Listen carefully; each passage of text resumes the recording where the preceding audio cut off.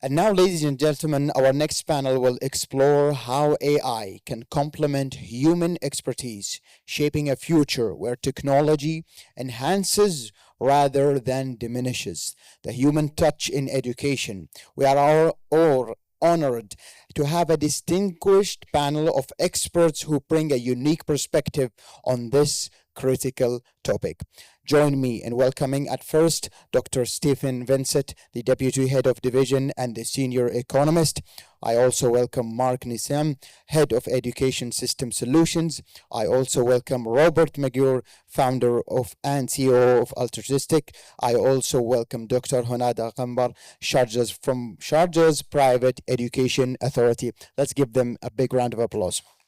Good morning, everyone. It's really exciting day, second day of the summit. It's amazing, and we are very excited as usual. And I would like to welcome our guests. Before starting my questions, I would like to say in this panel, we are hosting maybe one of the most influential organizations in the world, starting from Dr. Stéphan from OECD, and Mr. Marc from IB, and Mr. Robert from Altruistic, if I'm spelling it right.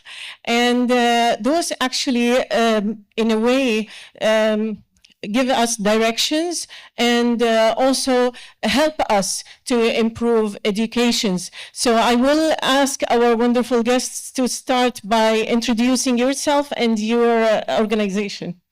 Thank you, Dr. Hunada. Good morning, everybody. My name is Rob Maguire. I'm founder and CEO of Altruistic AI. And Altruistic is an impact AI company, and we're really focused on changing paradigms within certain industries. And of course, education and the future of education is a massive part of what we do. So we're really focused on whether that's through curriculum or the use of language models for improving the education journey for everyone, right the way from small to large is what we do. So wonderful to be here, and thanks for having me. Hello, everyone. I'm Marc Neesam. I'm from the International Baccalaureate. For those who don't know, the International Baccalaureate, we're a non-profit Swiss foundation, learner-centric, mission-driven, about delivering a peaceful world through education. And we provide programs to schools, assessments, professional learning to teachers, and other support services to a growing community all around the world. We've got schools in over 160 countries, I think, and counting. We've got 6,000 schools nearly. So that's what the IB is focused on. It's building that capacity. I'm particularly interested in my role in how to support systems in utilizing the expertise of the IB to improve their education. So that's hopefully that's helpful. And I'm Stéphan Vincent-Lancrin. You probably know PISA. That's one of the most famous projects and products of the OECD. But I'm the acting head of the Center for Educational Research and Innovation, where I work on the OECD Digital Education Outlook. So what we try to do is basically look at the frontiers of technology, what it allows us to do, the challenges that come with it, so that we can actually support policymaking. Thank you. Thank you very much. Today, we will be focusing on maybe one thing from different aspects, the synergy between the AI and HI. So I know the term started to be familiar, which is the human intelligence and the artificial intelligence.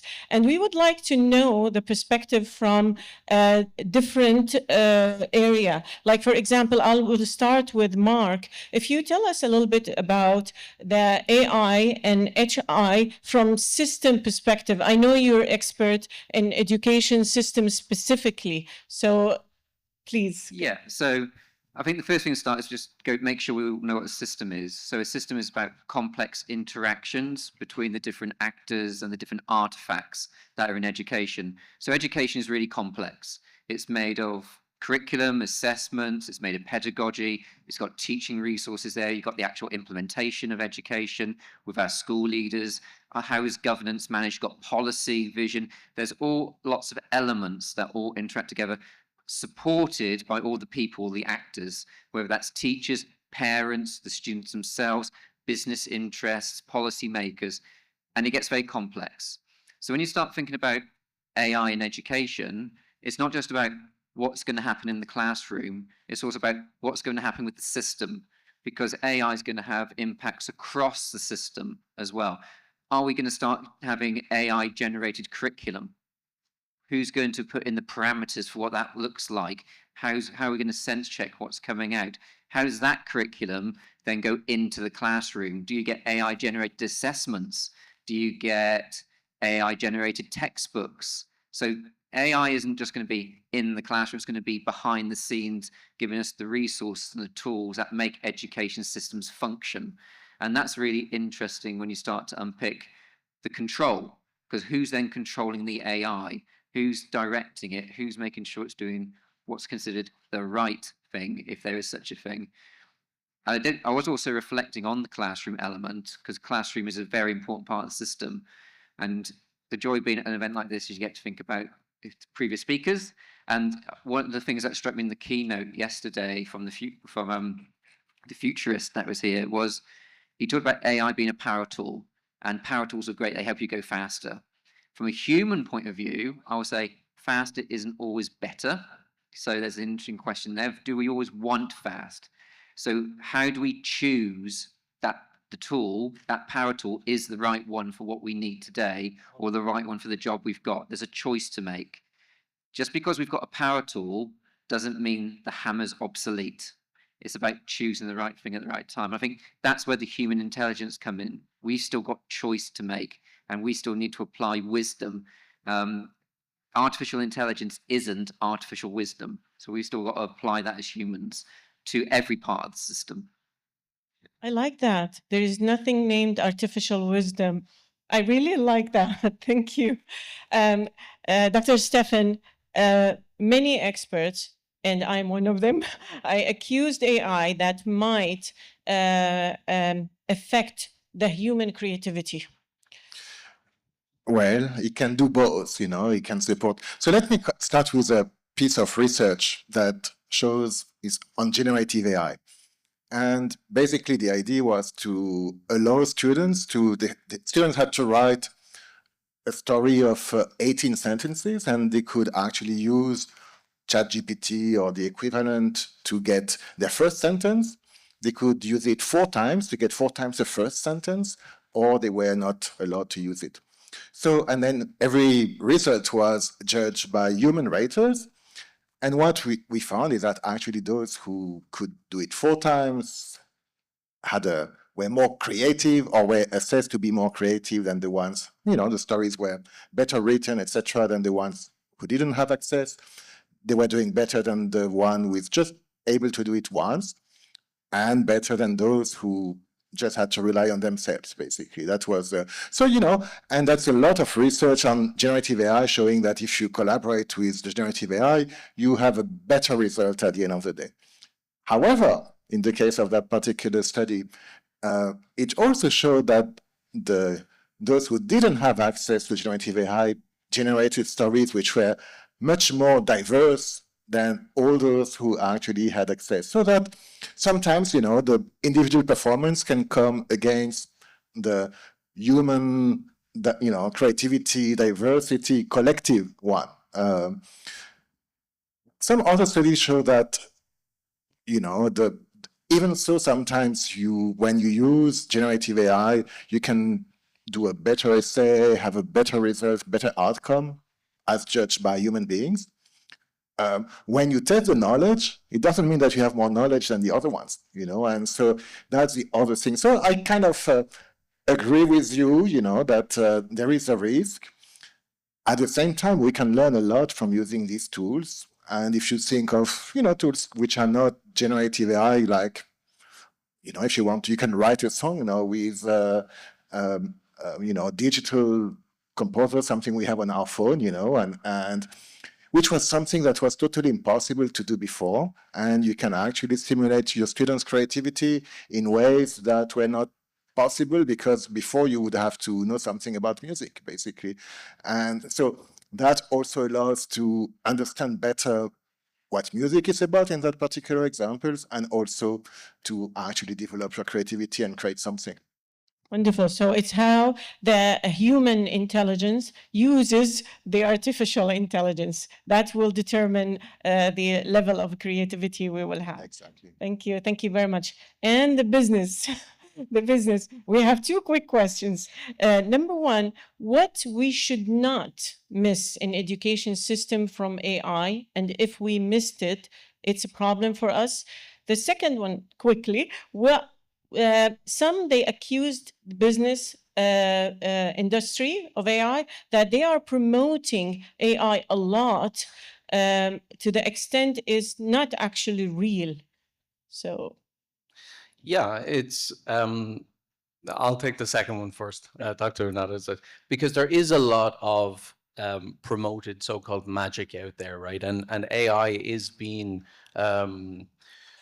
advertised, so to speak, as a kind of, if I can say, a silver bullet to all of the problems, right? But we all know that these are essentially machines, right? So when you think about everything from data inputs to machine learning aspects to now the being able to overlay AI on top of these systems, we know, just like the different examples, every system needs training, just like humans from that perspective. So it's still from a business aspect very much at a nascent stage, and then you have long-term traditional aspects like education, healthcare, for example. There's a lot of validation that needs to continuously be done, and again, to the guy's point as well, creativity can be a massive aspect of augmentation with AI or help with AI, but it still needs that human first aspect. And then at scale, when you look at how you can lift a classroom together, a school, all the way to a nation from an aspect, utilizing artificial intelligence, of course, it's fantastic. It accelerates what you want to do, it augments what you want to do, but it's still not at the levels of accuracy that you need it to be in order to say, okay, now I can fully trust it, I can fully rely on it. Every day gets better. Every day we see a new model that's released, but still, accuracy and efficacy are they're the hallmarks. They're some of the hallmarks of education, and that shouldn't change right now, in my opinion. As somebody who's here to talk about business and AI, I still believe that human validation is key to that point. And you'll have to remind me of your first question, Dr. Nana. I'm sorry. my first question regarding the education sector, what we should not miss at all from AI. You know, I would say we shouldn't miss the experimentation phase, right? Because I travel all around the world. I work with global, everything from global schools to universities to departments of education globally. And there is a lot of I'm starting to see, you know, almost like an AI divide. There's a lot of have and have not. So, for example, there are schools or universities that just blanket say there's no access to ChatGPT, for example. I don't personally think that's the right approach. I think by building control groups, controlled environments from which people can study creativity, critical thinking, all of these things through curriculum, it's a massive point that Mark made, right, with respect to actually in the classroom, things like, can we rely on AI to create curriculum? That's like a really, really controversial conversation that's happening right now. But if you don't experiment, you won't know, right? So this kind of aspect of being either for and against it, I don't think is the right approach. So I would definitely not be a proponent of that. Thank you. Thank you very much. I'm going to try to summarize what we have, and maybe I'll have a last question.